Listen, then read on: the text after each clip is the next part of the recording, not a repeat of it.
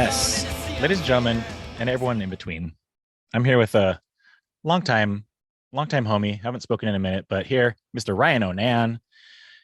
He's now television writer, producer, all this kind of stuff, which we'll totally get into. But I know him from San Diego music scene. And then we're here on the Family Cast, where food and music is life. So we're gonna be talking about some food and music pairings in Ryan's life and some other stuff, because I know we have a lot in common. We know a lot of friends, at least in the music world. I don't know as many, of course, in your world now, but you've been up to some crazy stuff, man. You've been up to some crazy stuff. I love it. I'm glad we're doing this. Yeah, thanks for having me, man. Of course. I'm glad we got to connect. I heard your voice over on talking to Greg on the Propaganda podcast, Unscripted Moments. So that's cool. I was like, I gotta talk to Ryan, because you've been doing as soon as stuff. I heard from you, I went back and listened to a bunch of Dogwood stuff. I was like, I was just listening to All Hands on Deck the other day. All hands. See, still got it. He still got the itch. He still got the itch.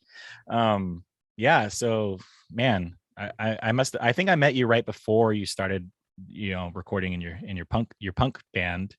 I don't know if we're allowed to say it or not, but what do you mean? I think because I didn't mention it on the pod, it just never. It felt like whenever I was gonna like talk about the names of bands, like the subject suddenly shifted, and so it made it seem like I was I was like, hey, he's really keeping it a secret here, but no. Ryan was in Against the Wall, and you did what? At least two full-length records with that band. 3 maybe? We did 3 full-length records. The third one didn't end up coming out. I think about that all the time. It was the first 2 were on Accident Prone, which was like an independent label, and then the third one, I remember that. Yeah, was supposed. There was this new label. It was like the son of the guy who owned all the Einstein bagels. was starting this new label. Yeah, what was that? Like we were like set to record at like West Beach Studios and all this rad stuff. And then his dad, the owner of Einstein, like decided to come to one of our practices. Like he like shut it down. But we recorded the album anyway, and went on tour with it. And it was going to come out, but then life just kind of moved on, and I actually broke up the band at that point, so we didn't release the record. But I love that record, cool. The unreleased record. I think it's the best thing, definitely the best thing in the punk world that I ever did, for sure. Hey, that's usually how it goes, right? Like, right. The one that got away. Yep. What label was that? Is that an existing label now, or what happened? I don't know. I have no idea. I was like, adios. Nice talking to you. The dad never ate Einstein bagels again. Thanks, Dad. He must have came in and saw you covering some kind of propaganda song, and he's like, "I'm out of here." They're out of here. Are you covering a propaganda song? Like, are you kidding me? Like, I was never that good. Like, you guys were good. You guys were good. I mean, not, but Chris Hanna was like such a huge influence on me, and his guitar work was like insane, ridiculous. Like, I was doing Screeching Weasel, No Effects tops. You had your limit. Yeah, exactly. I actually, to that point, and this is obviously for not the Propaganda podcast, but I talk about them a lot because they had a huge influence on myself and the band, and still to this day do in different facets of my life. But I think they're underrated as far as their talent is concerned in the punk world. Some people who really know, like Fat Mike loves them and their talent, but like people don't give them the time of day because they heard their first single on the Fat Comp and they're like, okay, snotty skate punk, whatever, moving on to Strung Out or whatever. But if you really dive in, of course, they're one of the best bands ever with the smartest lyrics. And they completely changed my life. 100%. Yeah. I mean, and that first single that they had, it just kind of doesn't even really, I don't know. It doesn't really encompass all of Propaganda. So, what song could really, like, if anything, I'd push back against that, because I think their first song was Anti-Manifesto, right? On that first Fat Records release, that's the rap and play. Yeah, the message we convey. I feel like for me, that song kind of starts everything. They're saying that we've started something more than a faded sticker and a skateboard, and we've rained on your parade and we're out the door and we don't even care no fucking more, Right. It's like here's the beginning, everything that comes after this is going to be, should stand up to this anti-manifesto that we're talking about, versus it being like, I think that first album just in general is very like non-specific, which I think I wrestled with a lot as being like, a slightly propaganda worship band in San Diego. Yeah. Hey, yeah. Right. Somebody had to do it. Yeah, right. We really were kind of in our own lane a little bit. I mean, you guys were like completely the top of your lane, where you were like you had the Christian scene, but you were also bridged into like the secular scene as well. But nobody was really doing what propaganda was doing in San Diego. And no. Yeah, like, no way. Like everyone had elements of it, of course, but I always thought you guys were, were fat worthy. Like you sounded a bit like Good Riddance at times, and propaganda, and elements of your other influences and stuff like that. But I always liked it. It was just also because there wasn't a lot of other bands. I mean, I would say like you were like maybe a couple years or a few years after we started playing. And then I was like, excuse me, I always wanted to be more hardcore punk or hardcore in general, but I was just too goofy. But I really like that. But energy. I love that goofiness about you. That was one of my favorite things, is that you just seemed like you're having so much fun, and you cared about what you were doing. And even that first album is a little, has a little wackiness to it, which I think I loved, and I felt like somebody like Propaganda would definitely appreciate. But I still remember so vividly when you went in to record that album, that where you had like stayed up all night long, and you sounded so gravelly. It was very Good Riddance-esque. It was like a shift where you were like, I am like not going to sing like this anymore. Now I'm going into this. You were embracing that kind of like more hardcore Good Riddance element of it, and you sounded great. That album came out super good, and I just remember that shift though, because people would talk about a shift for me too after our second album. Went into the third album, like I just sounded different because new influences were coming in and all the stuff. Well, let's be honest. I was, when you go from high school, starting singing or playing guitar or whatever in high school, hopefully you would get better as you age. Hopefully. So it took me a good record and a half or 2 records to kind of find what I kind of who I wanted to be, how I wanted to write, what I wanted to say. So and then I kept hopefully maturing and getting better in the process. And as I saw the world differently, and change my beliefs based on how I was viewing things and how I was living and how others were treating me and all this kind of stuff, hopefully it's a journey. It's a process of where we are today. How did you go from, San Marcos high school punk to where you're doing right now in LA? What's that journey like? How do you go from Against the Wall to being on Queen of the South or whatever, tell me a little bit about that journey. I think and it really was like that third album. And I think I really owe it all to the, owner of Einstein Bagels. Shout out Einstein Bagels. When that happened, and we were moving forward, and I had that album and I loved it, but I started just thinking to myself, I suddenly had this feeling over and over again, very un-punk rock feeling of like, I'm not going to be able to do this when I'm 50 years old. Like what the fuck does that mean? Some of these, and very few bands like get to like continue to tour for, they have to tour forever. I think I got to hang out like with a friend. We hung out with Pennywise one night, and they're like, when they played at Soma, which is where the place that we used to play in San Diego. And Fletcher, the guitar player, was there, and he was just like, he was so cynical about it. He was like, I'm stuck doing this shit forever, blah, blah, blah. And I was like, oh my God. And suddenly I had this epiphany where I can't do it. I don't have a good enough voice. I'll never have a like, because so many of these bands were like, Offspring and, or something like Sugar Ray was like doing this one big pop song that would cross over, and then it would sell, you could live off that thing forever. I just never had a voice for something like that. So I was just like, I got to do something else. And I kind of stopped playing music suddenly. It was just like this drop off a cliff. I went back to school full time. I was doing like political science. And then and it was like 2 years of just academics. I thought, I'm going to get my master's, I'm going to get my PhD. That's going to be like my whole route. And then I randomly came across this like theater company that was attached to this junior college I was going to, like Mesa College. And this big Mexican man named Juan Castro like ruled this little like theater company with like iron fist. And he just completely changed my life. I like took me under his wing, and like I suddenly was like just doing it a little bit. I was like, oh fuck, I'm supposed to do something in the arts, like this academic thing. And just one little taste of it made me realize, I mean, I'm so glad that I did do just academics for a while, because when I came back to it, I was like, oh no, this is it. This is for better or for worse. I'm meant to be in this world, sink or swim, right? You fell in love with it. I kept going. Yeah. And I ended up getting into a really good conservatory program. I studied on the East Coast. I studied in London for a while. And what?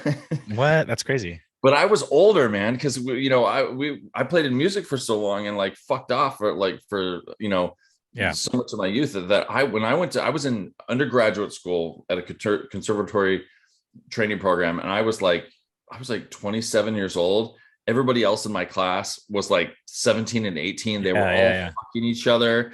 It was like I was there with like I had moved to New Jersey at Mason Grove School of the Arts with a long-term girlfriend who was just like, why am I in New Jersey? I was like, I don't know. And she eventually left and moved to France. Like it was a chaos. And in the midst of that, like it was like 11 hours a day, 7 days a week. I just started writing, like kind of like what I used to do with like lyrics back in the day, just writing. I started writing a play just to keep myself kind of sane. And I just loved it. I fell in love with it in that process. And I felt like, oh, here's something that just like music, where I could take like the worst shit that happens to me, the best shit that happens to me, and kind of temper it into something that like to offer up and, you know, heal through that process and everything. Yeah. It just spiraled forever, or snowballed. Spiraled up, maybe spiraled up. I don't know. Reverse spiral. That's really awesome that you did. You could do that. Like a lot of people, when they quit music or whatever, they kind of just work or whatever. But you actually found another creative outlet and a love and inspiration to yourself to do that. That's really, really good. You know, anyone else in your family doing anything like that, or did anyone else in your family come from any theater or anything like that? No. I knew that, I think I maybe met your dad one time or something like that, but my dad was like not, I know he was not a theater guy. My dad was like a criminal. yeah. But I think we related on that a little bit. He lived this crazy life, and we were constantly moving and like, going from like a big house for like 9 months and living in motels and campsites for, a couple of years, and then back and forth. And it was just so chaotic. The time when I went to San Marcos High was like the most stable moments I had in my whole life, because we lived in the same house for all of 10th grade on to the end. And I was like, oh my God, this is awesome. But you would think that coming out of that, I would have chose something much more stable. I would be an accountant or, some a lawyer. I mean, not a lawyer, but like something that I could count on. Instead, I went, I pursued music first, crazy unstable. Yep. Then I went into acting, which is like just as unstable. The only thing I could think of going into acting was like when I left music, I was like, if I'm 50 and I'm doing music, I'm like, I don't even know how to read music. I can't teach music. There's no side hustle with music that I can do. And then acting, I was like, at least I could be an acting teacher or something like that, or, at like some high school drama program or something. I was like, you had a plan. Yeah, I had a plan. I had started thinking maybe I should think of some fallbacks.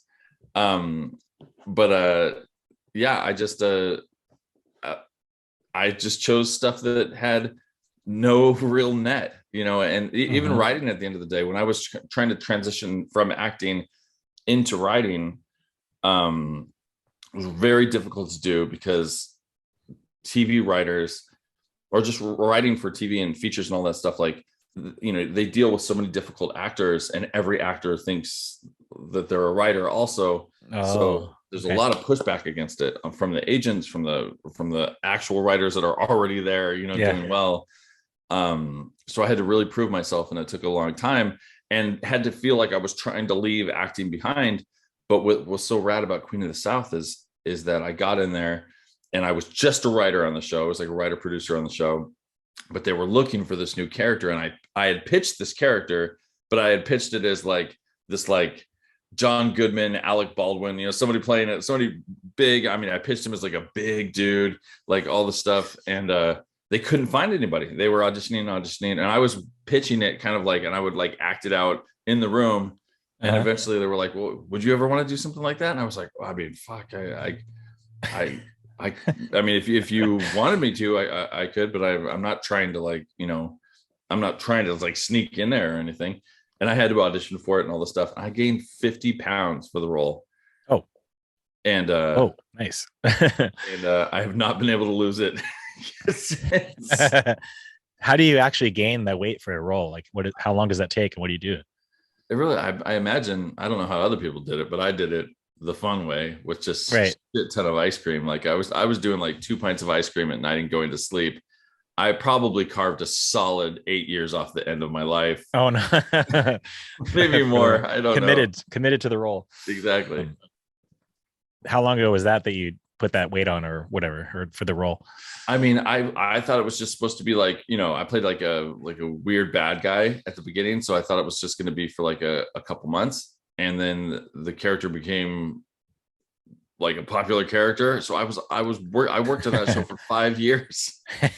And now I'm on a new show where I'm doing the same thing, where I'm writing and acting, and I've already established myself as fat.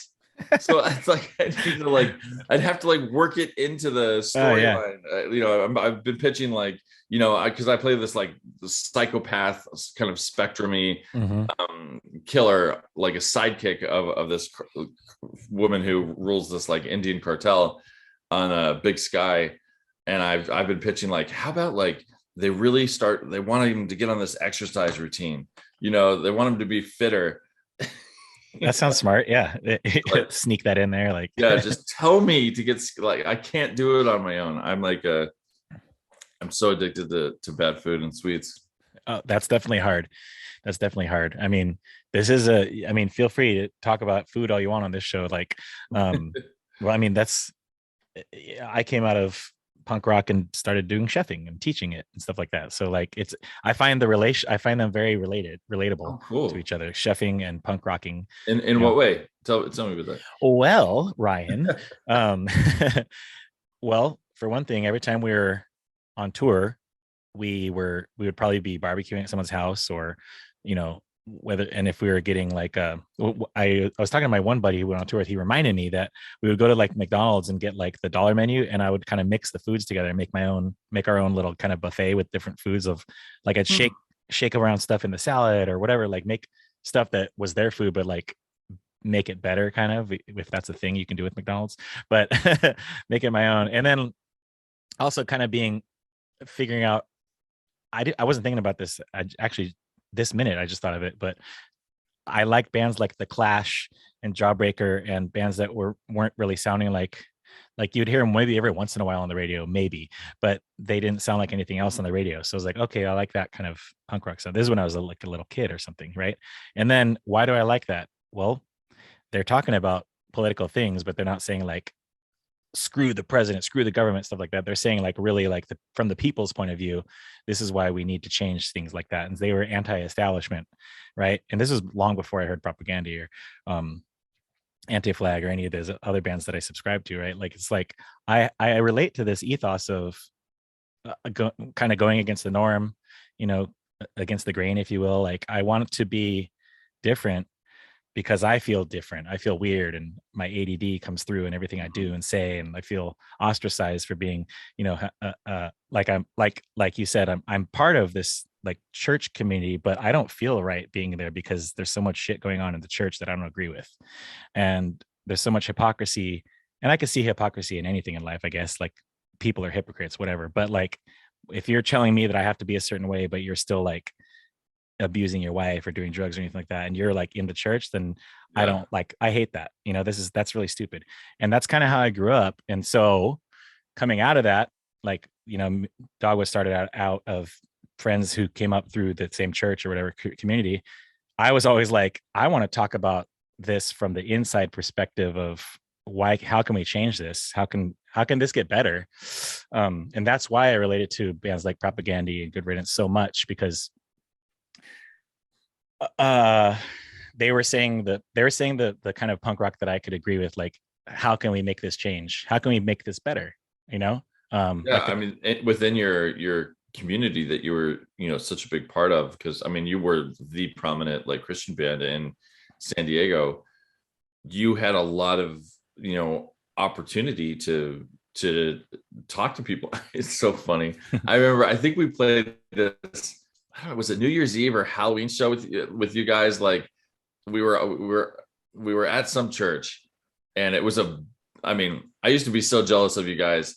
Envious is the right word, because like I just Christian the touring thing. I mean, you were just set up, you could go across the whole world in churches. Oh yeah, kids just showed up. I mean, those shows were insane. Yeah, but like I think it was a Halloween show, and I got up there and like started talking about like gay rights and stuff like that. but I had a whole bunch of rad conversations afterwards, with kids that are probably like you within the organization that whether they agreed with me or not, like were wanting a yearning to make things better. Right. And that I think the version of punk rock that I love is that, just like you said, of that yearning to make things better for everyone. And, there's slightly different reasoning, who's at the center of that, versus secular and Christian, but it's, I think it in the best of all possible worlds, it ends in the same place. I mean, music, in the sense of capital M music, is meant to bring people together as a common joy or goal or whatever the case may be, to bring you that joy of, well, it's a really good Rage Against the Machine song, or this is a really good Miles Davis album, like wherever the genre is. Or I like Toots and the Maytals, well, I like Crass, or all this weird stuff that people can't agree on. But what is it that we love about it is, going back to why chefing and punk is related for me, is that when I'm in the kitchen, I get to like kind of think out a little bit outside of the normal genre, if you will, of what we're supposed to be cooking. I'll do things a little bit different, and sometimes people are going to disagree with my flavor choices or whatever, but then they taste it, which would be like, but then you listen to the music or whatever, so they taste the food and they're like, oh, it kind of works, or it's not really my thing. And I am mature enough, through being belittled so long in the music industry, kind of by people who didn't give us a chance or whatever, that I can take it like, I don't care. I don't want you to necessarily be my number one fan of my music or my food. I just want you to maybe try it and see if you can pick anything good out of it. Or just if you tell me the whole thing's crap and you don't want anything to do with it, well, I guess we can just disagree, whatever. But maybe if you try it, you found something you like about it, or you can help me get better. Maybe you can tell me how to cook it better. Or so I have people in my kitchen who are specialists at things. I'm not good at rolling sushi, but one of my guys is. I'm not good at vegan desserts, but one of my guys is insane at vegan desserts. Like, I can admit that I'm not the best chef in the world, and I was never the best punk rock singer in the world, but I had something that people wanted. And so that's why I still get hired to do things or whatever. And that's why you're such a good hustler and everything like that, because you learn probably from doing punk rock, and you're probably still a punk. All failures, right? Like you learn. I feel like that's just life, right? You learn more from the bad shows than you do from the good shows. You learn more from your failures than anything. I think it's so rad what you're doing. Just think, it's like a sensory onslaught. Like you're getting literally almost all your senses being like just filled. It sounds so awesome. Well, I mean, I do want to do a sensory overload, because that's how you remember things the most, right? Like when you, if you're seeing this insane movie or theater performance or whatever, and you're eating something really good, or you hear some good music on the way home, you're never going to forget that night. You know? Like there's it's like those things movie theaters that have dinner at the same time. There always sucks. I'm always and it's expensive. Yeah, it's expensive. And like, you order fried chicken or something like that, and it's like all bread and no chicken, or like, I've so rarely had a good meal at one of those theaters that do food at the same time. So it's like, I'm having a hopefully great experience visually and sound wise, because I'm watching this awesome movie. Exactly. But then the food, like screws up the experience. No, that one, it only takes. But if it was the other side and the Mhm. food was amazing, that's some memorable shit, and it hits. Yeah. Well, what's the one thing you remember about the last wedding you went to? It's either the music or the food. Right. You don't remember what the vows they said to each other. Like, I mean, let's be honest. Does anyone remember? Those vows would have to be really good. They're like, it started something more. Like, they do their vows from a propaganda song. That would be insane. But you would remember that. You would remember that. You would absolutely. Guess what they did? Their vows were a propaganda song, or their vows were, song lyrics or something. And I've seen some people do that. But sorry, I don't remember. But they've done it. But I think that what you're doing, you're taking a punk rock approach to your quote unquote the Hollywood career, if you will. Like you're not doing the punk rock records anymore. You're actually doing the writing and the acting and the role, taking on that role of the guy who's supposed to gain that weight or lose it now, and writing. And but you also write, like you do physical writing too, right? Like physical writing, like what is books, hard. Oh yeah. I was like physical writing, like not acting it out, like writing the book. Yeah. I have this book that just came out called Winders. Right here. Look at this baby. Boom. Hello. What? Nice. That looks rad. It's a sci-fi novel. I loved it. The process of writing is just something I absolutely love, of like just losing yourself, in a world and creating characters and in a world. Yeah, I love it. It's so fun, and there is a bit of punk rock in there. I think, and this is not to like toot my own horn or whatever, but please do. No, but like a lot of my friends, we were all doing the same stuff, and like I get a lot of people that are like, man, you do so much stuff, because I have like a show that I just sold. I have, been working on the show. I have this acting thing. I sold a comic book. I have the book. Like nice. It all comes, I swear to God, from that DIY fucking, like, against the wall. Yes. Making our own flyers from scratch. I didn't. Kinko's. Right. We didn't have any computers. We were like at Kinko's, like making things together and getting in our car and driving from one place to the next, putting up the flyers and going to that Soma, and then walking down the line and saying, please say my name at the door if you can. Like, yes. Like, trying to get that 80 people so that you could get one of those big main stage shows. Like, yes, 100%. Yeah. Just like putting in the work of, knowing that I have this thing that I love called a band, and and my friends are in it, and if we're going to do anything, we have to work our asses off and like try things that maybe haven't been tried before. Yeah. And I think that has always stayed with me in anything I've done, because I've just never felt safe in any place that I, even now. I mean, like, we just wrapped season 2 of the show. No idea if we're getting a season 3. I've heard it sounds, pretty likely, but nothing official. So you just wait around. And if we don't get a season 3, everyone's looking for a job again. So it's like just like an independent contractor. So my thing has always been like, just, I have to roll up my sleeves and do as many possible little pockets of projects and opportunities that I can, That sounds like the way to do it. But you also it sounds like you have fun doing all those things, though. I love them. Yeah. See, yeah. I mean, I do chef and dad life and punk and stuff, podcast. And so like, I think I don't put equal percentages of my energy into them, but I like to give them as much as I can when I'm doing them. And I mean, I would say I take a punk rock approach to dad life too, like with my 3 kids, like, like my son's name is Rhythm, and like I'm like, other parents do this. What if we did it this way? Like, I don't know. There's just always a way to approach the world or think about things, or even people. Like, everybody's arguing about everything now. So how can I teach the kids what did punk rock teach me? And also, like, what are things that I sang about that I still hold true to my values and stuff like that. But it's not all. I didn't have all the answers. I took it from Good Riddance and Propaganda and Yeah. bad Religion and stuff like that, because those are smart people.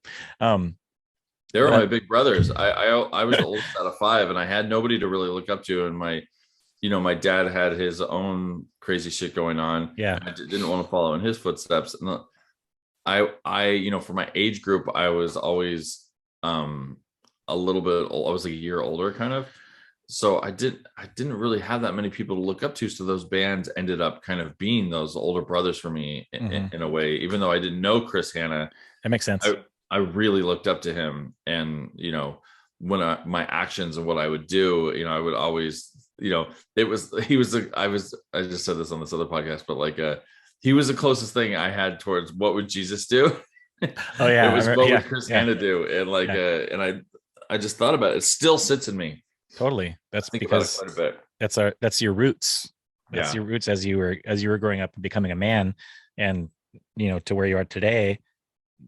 He was part of your roots, and he was part of your sowing seeds in your life of the message they convey.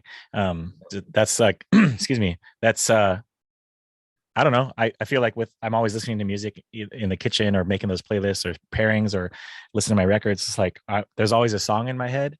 And sometimes my wife will be talking to me and she's like, "You're not listening, are you?" There's a song playing in your head, right? I'm like, yeah, but it's a song related to what we're doing. It's pairing because you said something that reminded me of this song. And it reminded me to ask you, Ryan, like, would you ever, or have you written, or maybe in the future, another book or whatever, but like, would you write about that kind of punk rock experience and the journey growing up from punk to now kind of thing, as making a character about it, or a semi-autobiographical? I mean, potentially, I have. It's funny. I actually pitched. You have these things called bake-offs. Works perfect for a cooking podcast to talk about bake-offs. Sure. Yes. Where it's like 10 or 20 or whatever writers that are all pitching on the same idea. It's like a property. Like I actually got really, really close. It started off with 20 of us, and then it went down to just 2 of us to write and create a new spin-off series of The Walking Dead starring Norman Reedus that was set in France. And I thought I was going to get it. Wow. And then it ended up going to the other writer. It was just 2 of us in the end. Oh, okay. But we each had our own take on it. But I've done so many of those in the past, and one of them was for a new spin-off series of Riverdale. The kind of Archie, show that they have on the CW. Yeah, and it was from this within the Archie world. There was a group, another comic that was kind of like Archie adjacent with Archie characters in it about this band. Jughead's Revenge. What's that? Jughead's Revenge. Is that no? It wasn't. No. Jughead wasn't the. But that was a band. That was a band. Jughead's Revenge was a band. Gotcha. Oh, yes. Archie, yeah, of course. Sorry, I was like myopic. Right. Go ahead. Sorry. Oh no, and just so I ended up pitching, this story, of me and my girlfriend at the time and all the stuff and the kind of punk rock scene and all that stuff. But I didn't put that much into it, truthfully, because I don't think I really wanted that job. Oh, I just felt like I felt like I had to go for the job. Mm-hmm. And I didn't. I felt like sometimes a job is really big and it would be really great, but your heart's just not in it. It's mm-hmm. Something was holding me back. And the more I talked about my own life and this thing, the more I was like, I don't want to do it in this, this little, based around this comic that's already there that I didn't love.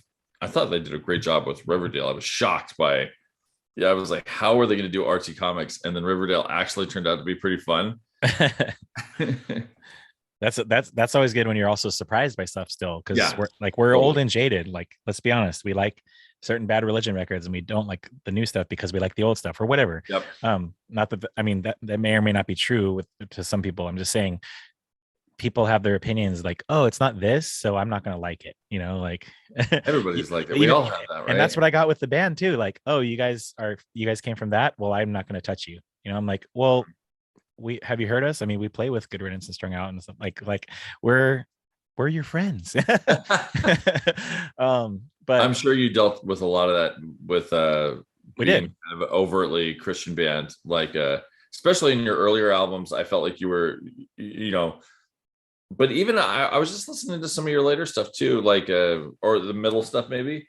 And your lyrics were pretty overt. And I imagine that was probably a tough road, for you to walk, because all your hero bands, because you were so prominent, such a prominent Christian band.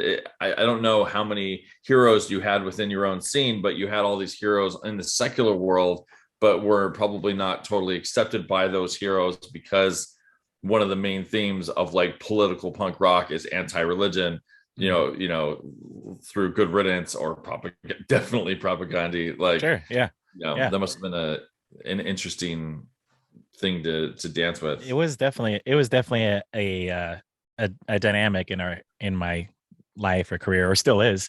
But I was hoping that as I progressed in the music, that my lyrics were getting maybe smarter about it, and maybe not so militant, or I could express the way I was feeling or thinking or through it with being relatable to people who didn't agree with me or whatever. And on the flip side, people who were still stuck in the church mentality or religiosity didn't like what I was saying, because I was kind of either exposing too much stuff or calling people out or questioning too much. And I'm like, well, what's the point? I mean, I'm not a robot. Like, people are supposed to be able to believe things, what they want to believe, like that's why everybody argues this today about everything, is because some people think everything's set in stone. And I'm like, gray.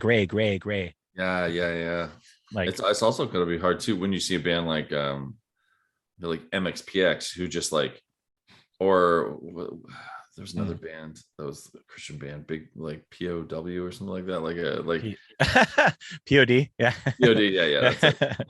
That I felt like didn't talk at all about. They were just, we are Christians in this band, and got really big because of it. And then suddenly you're like, okay, do I put the brakes on that and just we are Christians in a band? Yeah. It's a Christian band, right? Like, it was just also like, who was coming up with the labels? Like, who was coming up with the terms? Totally. Christian band, Christian, because like I know plenty of people from all different kinds of churches or religions or non whatever, and they don't say, oh, that band is totally Buddhist or whatever, like, or, that just doesn't happen. So it is what it is, whatever. Like, you're not going to be called, oh, he's the punk rock writer or whatever, or maybe you are. That'd be really cool. I'll take it. I'll take, because people say I'm the punk rock chef and punk chef. You are the punk rock chef. Come on, I'm like, man. Sick. Yeah, I'll take that. That's cool, because I put a lot of value into that terminology of punk rock and the ethos of the Clash and bands like that, because I don't know, like, I don't think the Clash ever tried to get as rad or popular or big as they did, but I mean, they were obviously a major label band and playing Shea Stadium and stuff like that. They couldn't get away from that, but people really latched onto them because they were saying something so rad, and well, the music was sick. And I don't know, I can't, it's hard to explain, I guess, but like, I don't think like Propaganda is ever going to get that big. And no way. I don't know why that is. Maybe because the Clash didn't swear as much as Chris, but I think there's also an open attempt not to do that, but by them, like, I think if Propaganda had wanted to be the next NoFX, they probably could have been. Yeah. Like that second album, they made a conscious effort to, I mean, the cover of it says like pro, right, like gay friendly, pro-feminist, anti-racist, animal something. Positive like stuff. So that it was just like, they said their sales dropped in half, and they knew it was going to happen. Because like the surfer bro who was just loved the fast punk shit, like was not going to walk out of the record store with an album that said like, gay positive on it, like, and that's what they were going for. They were waving a flag. That's and they still wave that flag. It was just cool. And that's unfortunate that all those surf bros wouldn't, listen to that record, because that's I voted that on a list. That's Fat Record's best release. Is that Less Talk More Rock album. And I agree for a lot of reasons that I don't have enough time to get into on this today, Ryan. 100%. And it was a tough list. It was a tough conversation, but that one made it to my top number one. And then you did another stint in music not too long after that, right? And it was a while, but so I never stopped writing songs. Like, it just, I always had a guitar with me, and like through that theater program, one of the things I also ended up doing was kind of getting into some sound design stuff. So I had to learn how to record, like sounds and equipment. And I just had that equipment. So I started kind of recording these demos of these songs. And I would just do them with like a little, my acoustic guitar, a little microphone, and like a MIDI controller. Right. So I ended up writing these songs throughout the years. And then I was trying to get this movie made. Like, my first screenplay won this big contest that started my kind of whole career. Nice. But at the time, it had an Asian male lead in it. And it just was like, this was like 2006 when I won this award. And it was like just impossible to get financed. Like, because the Asian male lead. I ended up, it was, so different now, but then it was just like, like people like laugh at you. They'd be like, you'll never get the money for this. Like, and I was just like, it was like young guy too. It wasn't like you couldn't use somebody older that was more established. Right. But, so I was kind of started getting more and more obsessed with this idea of like writing a movie and making a movie, and, write what and I ended up writing this scrappy little movie. I saw this movie they called The Puffy Chair, where the Duplass brothers first movie, brothers. They made it. They made it. I love that. $15,000, and I watched it. I was like, "This is a movie." Like, it's why is that movie so good? Yeah, it makes no sense. They made it for so little money, and it was like that punk rock mentality. And I was like, okay, you know what? There's a version of this in here. Like, I'm gonna write a movie that is about a two-man band. One guy sings and plays guitar, and the other guy plays all these like reprogrammed 80s children's instruments. And they're just gonna, easy story. They're setting off on a tour, like this little makeshift tour from New York, and they're going to LA, and they're gonna stop places along the way, and hijinks and whatever. I was pitching it like it was the movie Once meets Planes, Trains, and Automobiles. Oh God, and I love that. And so I wrote almost all the music, and I took some songs from a friend of mine, Brendan Leach, who also a really good songwriter, and I made these like songs that they played. And so and I went out to all these actors. I finally got the money. I wrote it for $50,000. I ended up getting $650,000 to make this movie, or $625,000, which is still super low budget. We made it out in 18 days. And I directed it, and I went out to all these actors. Nobody would sign up for this movie. So finally I was like, I'm going to fucking do it. You know what? I wrote all these songs. I'm just going to play this character. And Michael Weston played the other guy, and he was fantastic. And all the music in it, we played live, we recorded it live. We played it live. And we got signed to Warner Brothers from it. So like, we released a record called Brooklyn Brothers, the album. Cool. This movie's called Brooklyn Brothers Beat the Best, and it was just like, the guy is originally from San Diego. He moved to New York, and it was just my attempt to talk about the artist experience in like kind of maybe a little funny way, here and there, and love and friendship and family and all this stuff, and so then we got our little two-man band got signed. We put out a record. I had like a vinyl LPs and Amoeba and stuff like that. It was like a childhood dream. And we toured all around the country in jets this time, and nobody came to our shows. Oh man, what? That's not true. We played some show, but like if they had done it, it was actually, we got the movie got put out by Oscilloscope, which was Adam Yout from the Beastie Boys, Mm-hmm. his company.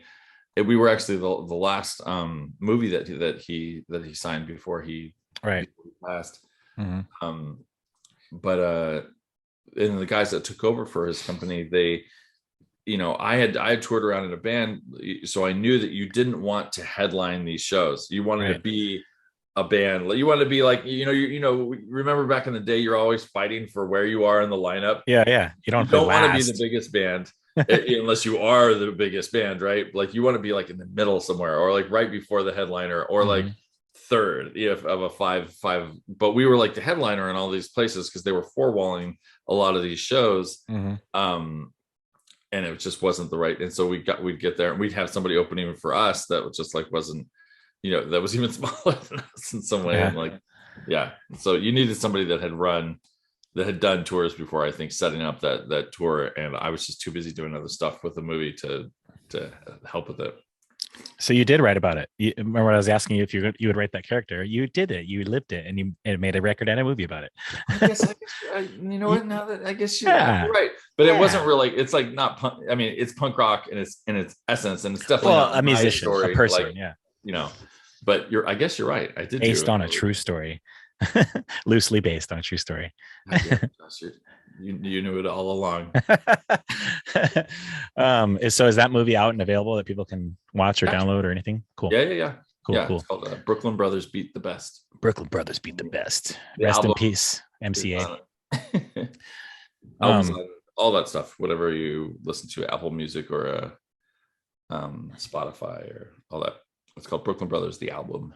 Brooklyn Brothers, the album. Tell me about a food pairing, Ryan, with one of your that you would do for one of your stories that you wrote or songs that you wrote. What would be a nice thing to pair, like a food or a beverage, like coffee, alcohol, whatever, brunch or something like that, with, say, Against the Wall's second record? Against the Wall's second record, the Truth Movement, which it's so funny. I did that propaganda podcast, and part of the reason I didn't mention the name, I guess, is because it's just like we were just pre-internet stuff, right? Yeah. There's just nothing anywhere about anything. So if I said Against the Wall and he would type in Against the Wall in Google, and nothing would come up because it was just before that.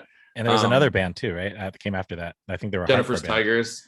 No. I mean, but there was another Against the Wall, a hardcore band after you guys. Oh yeah, no, totally. So they would probably come up. I think there was a band before us too called Against the Wall in the 80s. Oh, okay. That I learned afterwards. But well, there's multiple Dogwoods too. So. Yeah, exactly. So second album, Truth Movement, which had a CD-ROM. Hello, high tech. Yeah, really high tech. We thought we were high tech at the time. Let me see, what would be a good.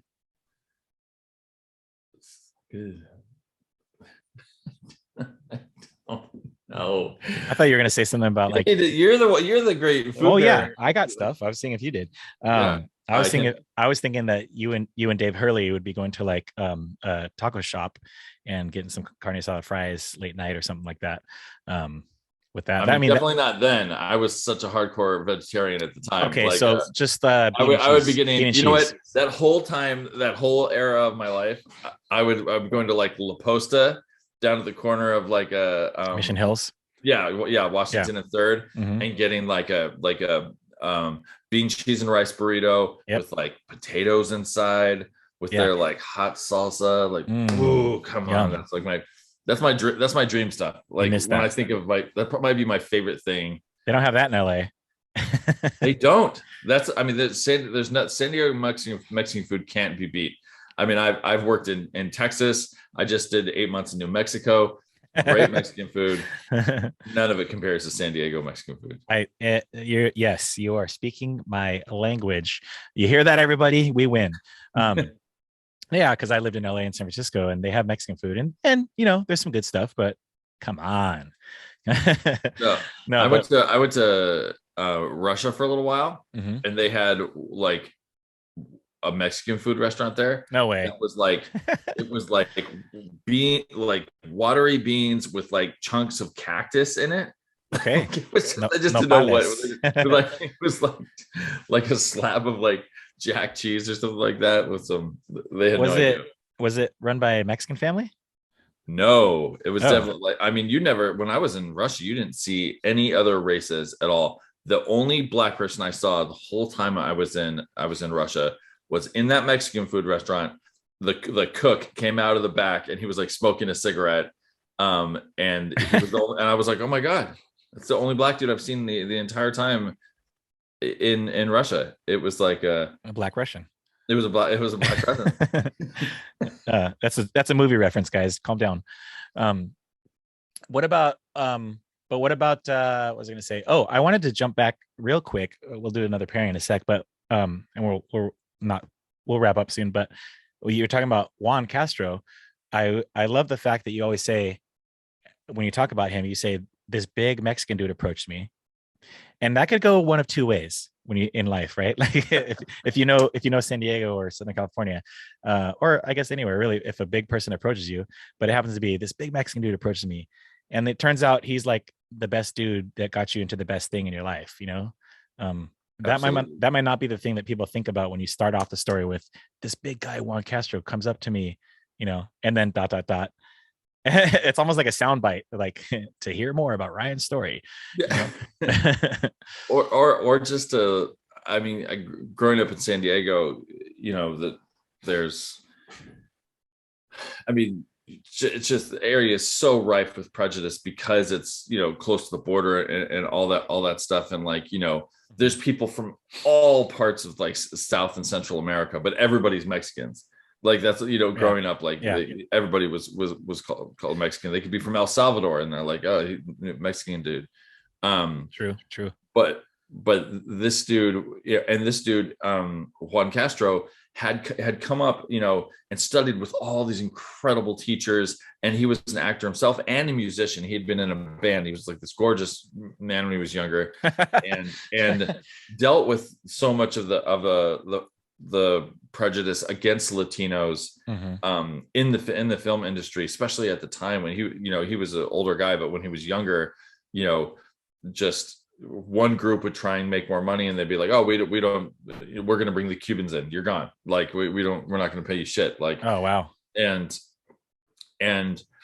he had that jaded stuff in him from trying to make it in LA, and then eventually going and becoming a teacher, but he still had so much love for, and he would tell all kinds of stories. He was like one of like 10 kids or something like that. Like he had love of his culture, love of his family, complicated, and I think part of that was with all that, struggle and stuff put into itself is why he was such a good teacher for a bunch of kids, in this junior college, not even like a university or anything, that were coming there looking for something, and that were a bit lost, from all races and all backgrounds and all this stuff. And he just like, my best friend is Korean American, and we met in the company. It was called The Company, and we're still best friends to this day. It's just like you needed somebody that had fought some adversity to really speak, I think, to our hearts. Totally. I think that you felt that way also because of your punk rock upbringing. Not to keep coming back to that, but God, it's my roots, man. It really shaped us. Absolutely. I had McQueen on one of the shows recently, and I know you know him from San Marcos area times and stuff like that, and he was saying at the time that we were doing like punk and starting the bands at a high school and stuff like that, there was other bands happening, but we didn't know of anyone that wanted to like kind of portray kind of our upbringing from. We wanted to say that, hey, your religiosity is a problem. We wanted to say it like from that perspective, like we are these people, but what you're doing is actually harmful, like to other people, like and that's going to cause eventually, and we saw it later, it caused a lot of rifts and backlash and just full on separation in friends, families, the music scene, like everything. So I feel like if we could have just said, without putting labels on it, Like here we're all doing this. We're all doing punk rock, and we're all trying to do the same thing here, guys. We're all trying to, you know, That's not almost. really how we roll, right? Like human, we I want don't our own know, pockets and we want our own little wars. We got to fight against somebody. We got to say dude. Yes. somebody's better than us and somebody's worse than us, and just to like see where we are in the pecking order. Yeah, It's we're funny like, that you mentioned Andy McQueen. When I think I was a freshman when he was a senior in high school, and I just thought he was the coolest thing ever because he was like in a band. I think his band played at like Assembly, at the time, and they weren't punk rock. I think they were more along like a oh, that first band, yeah. yeah, they He was were playing bass. what's that? He was playing bass in that band. I think. No, he was just singing. Oh, he was singing that one. Okay, yeah. In this one at least, Yeah. like and he was he I don't remember. It was more like a post Nirvana kind of like that kind of grunge era stuff, and he had like long hair, and he just yeah. And then I saw him sing the lead. He played the lead in Man of La Mancha, which is about Don Quixote. Yeah, a musical at my school, and he was so good. And but we weren't like necessarily, we didn't hang out or anything. We were in different groups in school, and he graduated pretty soon after I got to school. But I thought he was really, really cool. I'll tell him you said so, because Yeah. he would say stuff like that, and we were like, yeah, whatever, whatever, like, because sure you were good, because obviously he's a good singer. Now he's doing like voiceover stuff and like voice acting and character stuff like that. So like, Well, he's like a cameraman, right, for like sporting events. he does a lot of that for at the sports arena with the goals and stuff like that, and soccer's. But he does a lot of stuff. I think he does everything actually. Like he mainly camera and sound and stuff like that. But like he does now, he's getting into the voiceover character, in a world, that kind of stuff. So that's what he's doing. That's funny though that we're kind of another person from San Marcos. I was just talking to like Chad Ackerman, and like all these. Chad. Yo, yes. Yeah. And Chad is the one that introduced me to you guys. Really? Way back when. Yeah. Chad was like a little kid. He was, I know, but somehow he knew Andy or somebody in Andy's band. So in Andy McQueen's band. He somehow, I don't remember how that all connected, because I didn't live in San Marcos, so I wasn't part of that crew. But I didn't even know Andy McQueen had a band. I can't somehow, after. Yeah. Somehow, like, was he in our scene? Am I blanking on something that I just? No, I mean, well, was he in the Christian scene? Yeah. So short story is that their band Moral Issue actually like helped us start. Moral Issue. That was you're so, oh my God. Holy shit. My mind is totally blown. That is like, I haven't heard that.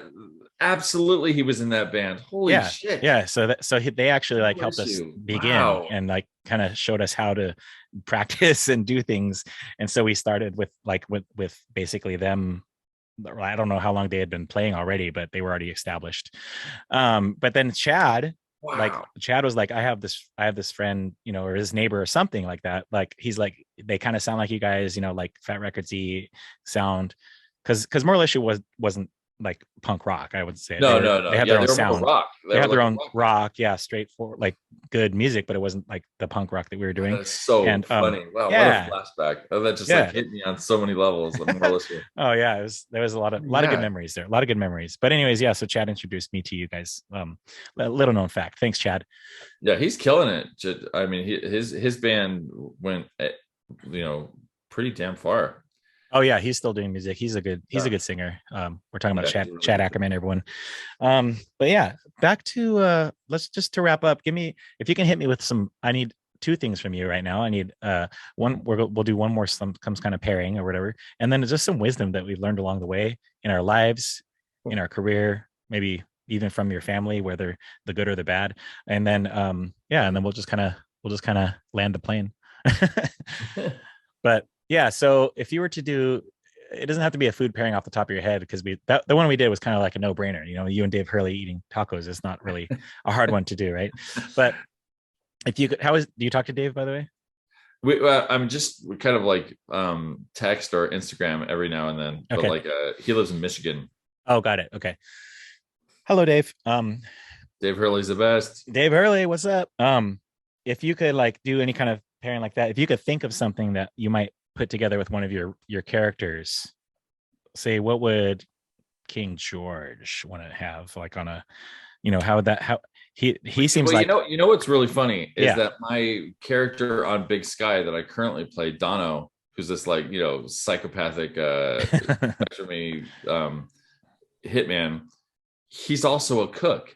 Like that's what he does. That's what he does on the show. Like I make all these meals. There you Like go. while we're talking about this That's stuff. true. That's true. Good point.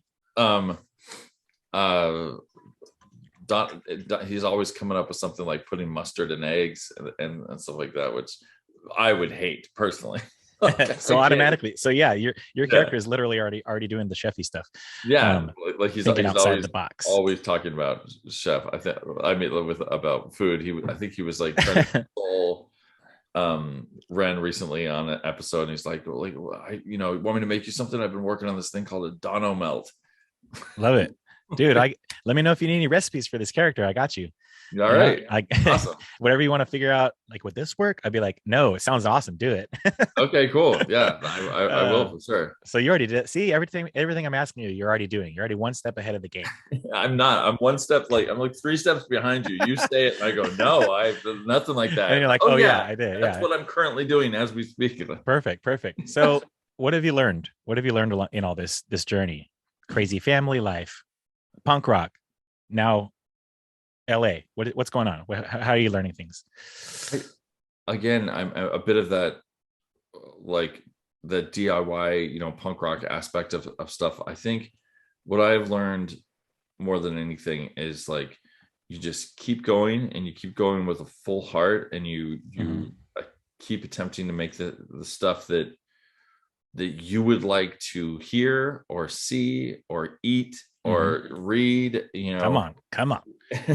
Uh-huh. And eventually the world will line up with you in small little ways. I feel like everything bad that's happened to me in my life, and there's been a decent amount of bad, there's been an amazing amount of good.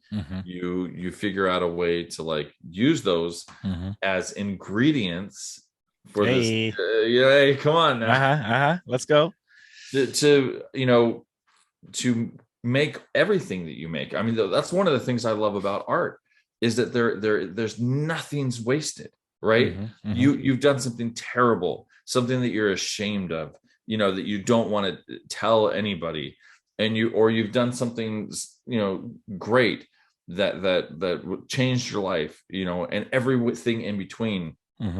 It's all the building blocks of making something. Art is this thing where it takes all parts of you, the worst part, the best part, and you get to make it into something that goes forward.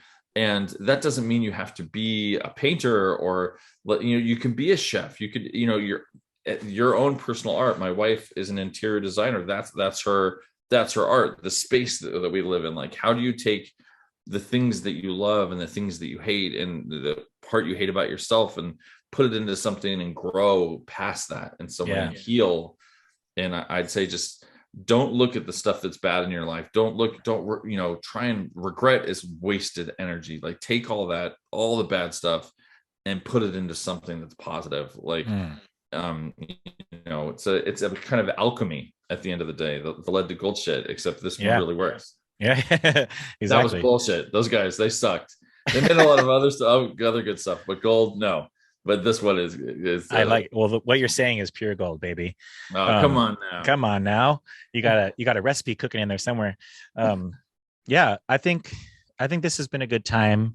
I appreciate the things that you're saying. I feel your energy. I see you. I feel like you've been on a good trajectory with, even if you didn't get like this one thing, like you're writing. You didn't. I don't say. I was just. Wasn't you? I don't know. I said. I like to say you didn't lose that one. You like had an opportunity to go somewhere else. It's not like self-help guru kind of stuff. It's like you didn't like that wasn't meant to be, that one that you didn't get. No, truthfully. And you went on to bigger and better things. 3 days later, I sold my favorite thing I've ever written, like to somebody, but I can't talk about it right now. But like, oops. Yeah. But like, you know what I mean? I was so bummed when I didn't get that thing. Yeah. and I just kept on moving forward, and I got something else in some ways I even like better, and I feel more excited about. So that's so rad. And it's hard to move on too. Sometimes it's hard to wake up. Sometimes it's hard to get out of bed, but like, yeah, what motivates us, it's like, I need to go listen to a record, or I have this recipe to make. I'm thinking of this recipe and I have to do it. God, and it might suck. It might suck. The song I make might suck, but I did it, but yeah. So anyways, we should do this again sometime soon, a part 2, or whenever you release a new book or movie or whatever, we could like totally chat about it and do some. Yeah, I'd love that. And if you do ever need recipes for your characters, I can totally hook you up. Sorry. Every time you said like a food pairing, I found a way to skate around that question because but it worked. Your answers worked though. Your answers ended up working because of you actually put in your own life anecdotes into it, like.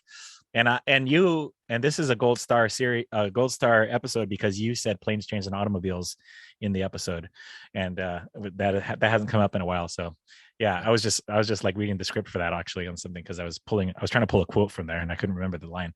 But what line was it? It was something like, "Give me my fucking car now," or something like when he's trying to rent the rant that he has. Yeah, like, the rant, and he's like, or he's yelling at John Candy. He's like, "If I wanted an anecdote, I'd pull you like a string." I couldn't. I'm trying to remember the exact lines, but underrated movie, super awesome. Maybe we can do a remake sometime. I don't know, but anyways, it's been a pleasure. I'm glad we got to do it.